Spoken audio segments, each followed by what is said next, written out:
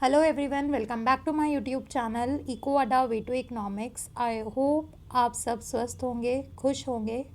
This video is an informative video about the KVS 2023 and it is based on my personal review. अभी तक आपने channel को subscribe नहीं किया है, please make sure you subscribe our channel. आपको KVS की बहुत सारी इंफॉर्मेटिव वीडियोस मिल जाएंगी यूट्यूब पर, लेकिन मैं अपना पर्सनल रिव्यू आपके साथ शेयर करना चाहती हूँ जो मैंने एक्सपीरियंस किया ड्यूरिंग द एग्ज़ाम। मेरा एग्ज़ाम 25 फेब को सेकेंड शिफ्ट में था और मेरा लोकेशन था सेक्टर 22 रोहिणी बेगमपुर में।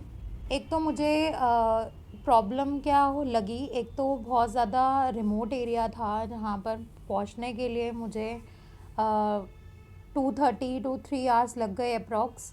जो मेरा सेंटर पड़ा था उसमें लैब्स जो थी, कंप्यूटर्स जो थे वो इतने अनहाइजीनिक थे, उस पर धूल जमी हुई थी क्योंकि फ़र्स्ट शिफ्ट का भी एग्ज़ाम सेंटर था वो। और मुझे नहीं पता कि बच्चों ने कैसे बैठकर वहाँ पर एग्ज़ाम दिया होगा, बिकॉज़ जो मुझे सीट मिली थी वो बहुत ज़्यादा अनकंफर्टेबल थी, उसका बैक नहीं था। बट एक चीज़ पॉजिटिव थी कि जो स्टाफ था वो काफ़ी कोऑपरेटिव था। Now we are going to talk about कि पेपर कैसा था। मेरा पेपर मेरे अकॉर्डिंग मुझे लगा that it was easy to moderate. कुछ कुछ टॉपिक्स जो हैं वो इजी भी थे, बहुत इजी भी थे, और कुछ मॉडरेट भी थे अकॉर्डिंग टू मी। हो सकता है कुछ टॉपिक्स आपके अकॉर्डिंग बहुत ज़्यादा इजी हो जो मुझे डिफ़िकल्ट लग रहे हों मेरे अकॉर्डिंग, शायद वो टॉपिक आपने अच्छे से पढ़े हों, ऐसा कुछ। ठीक है, so it is my personal review, तो मैं अपने अकॉर्डिंग बता रही हूँ। सब्जेक्ट वाइज हम देखेंगे। English was easy to moderate. Same topics थे, एंटोनियम्स, सिनोनियम्स, प्रेपोजिशन, कंजक्शन। एक क्वेश्चन एक्टिव पैसिव से आया था, इनडायरेक्ट स्पीच आई थी। कॉम्प्रिहेंशन पैसेज तो कॉमन ही है, वो आता ही है, वो भी कुछ ज़्यादा ट्रिकी नहीं था, इजी था। सेम विद हिंदी, विलोम शब्द, पर्यायवाची शब्द, अनेकार्थी शब्द। मेरे में एक संधि समास भी आई थी।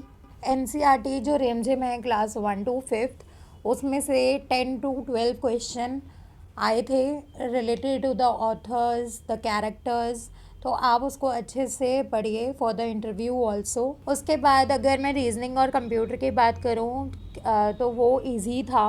लिटिल बिट जीके और जो सीए थी, बिकॉज़ वो एक अनप्रिडिक्ट जोन है कि वो कहाँ से पूछ लें आपसे, तो वो मेरे अकॉर्डिंग मुझे मॉडरेट टू हार्ड लगा।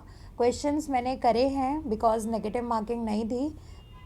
पेडागॉजी मैंने बहुत अच्छे से करी थी, तो मुझे इजी टू मॉडरेट ही लगे। मॉडरेट इसलिए क्योंकि कुछ क्वेश्चंस ऐसे थे जो बहुत डीपली पूछे थे और जो ट्रेडिशनल चीज़ों से रिलेटेड थे, वो थोड़ा सा मुझे डिफ़िकल्ट लगा। अदरवाइज़ पेडागॉजी बहुत इजी थी। मैथ्स तो बहुत ही ज़्यादा इजी आई थी, जितना मैंने एक्चुअली प्रिपेयर किया था उससे तो पता नहीं कहाँ से क्वेश्चन बनाए थे, लेकिन बहुत इजी आई थी maths. And the last one is the EVS.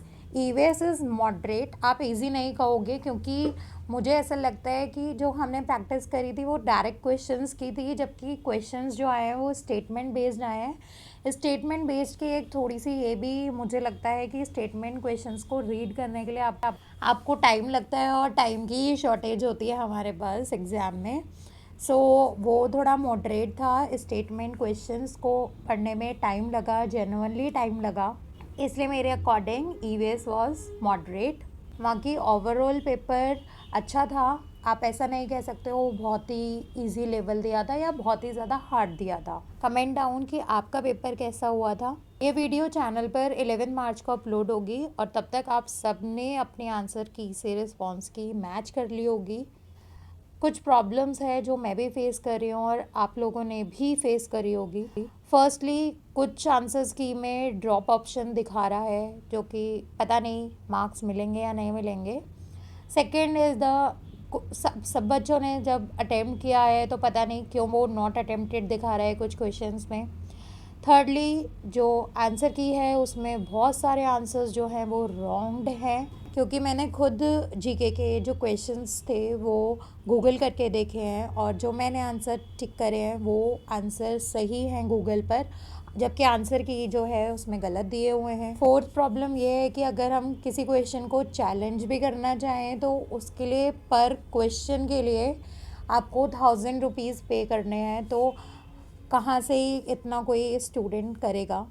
आप बताइए कि अगर एक आंसर की में 20 to 25 क्वेश्चंस के आंसर्स गलत हैं, तो 25 × 1000 25,000 अगर एक बच्चा चैलेंज करने में पे करेगा, तो I don't think it was a nice idea to challenge the answer key. ऊपर से पीआरटी का जो इंटरव्यू है वो 22 मार्च से शायद शेड्यूल हो जाए, तो उसका ऑलरेडी स्ट्रेस है, एक एंजाइटी है कैंडिडेट्स के अंदर।